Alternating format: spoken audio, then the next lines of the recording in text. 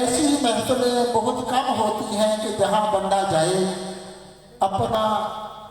دل دنیا میں پھنسا ہوا لے کر جائے، وہ دل صاف لے کر آئے۔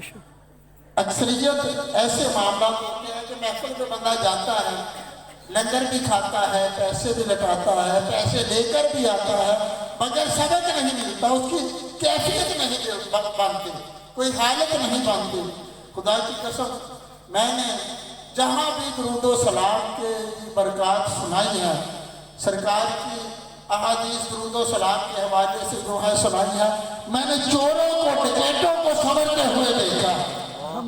میں نے زمانے کے بگڑے ہوئے لوگوں کو درود و سلام کی برکتیں سن کر اسی وقت داڑیاں رکھتے، سروں پر یہ بچے نالانے پا کے تاج سجاتے، گلی گلی درود و سلام کی صدائیں لگاتے ہوئے دیکھا ہے۔ اور جب بھی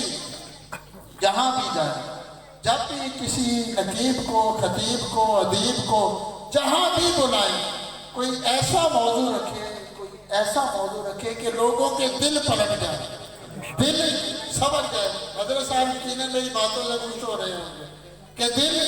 خوش ہو جائے۔ لوگوں جو میلا کچیلا دل لے کر آیا ہے، اس کے دل میں عشق و محبت کا چراغ روشن ہو جائے۔ وہ زبان بند کر کے آیا تھا، جب جائے تو حضور کی ذات پر درود و سلام پڑھتا ہوا جائے، صلی اللہ علیہ محمد کی صدائیں لگاتا ہوا جائے۔ اور جہاں بھی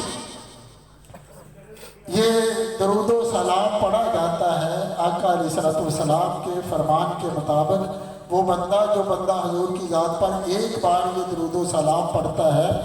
رب کی رحمت کے 70 دروازے اس پر کھل جاتے ہیں، 70 دروازے رحمت کے کھل جاتے ہیں۔ رب کی رحمت کا تو ایک چھینٹا ہی پڑ جائے، خدا کی قسم ہمارا بیڑا پار ہو جائے گا۔ تو کوشش کرے اٹھتے بیٹھتے چلتے پھرتے ہر وقت حضور کی ذات پر درود و سلام کے نذرانے پیش کرتے رہے۔ خدا کی قسم جب کوئی عمل کام نہیں آئے گا، ذکر مصطفیٰ کام آ جائے گا، حضور کی ذات پر درود و سلام پڑھا ہوا کام آ جائے گا۔ اور پڑھے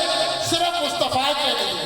حضور کا دیدار پانے کے لیے، حضور کی زیارت کرنے کے لیے، رب کی رضا پانے کے لیے، جب اس نیت کے ساتھ، اس ارادے کے ساتھ پڑھیں گے، خدا کی قسم دنیا کی دولتیں، دنیا کے تاج، دنیا کی عزتیں آپ کے قدموں میں آ جائیں گے۔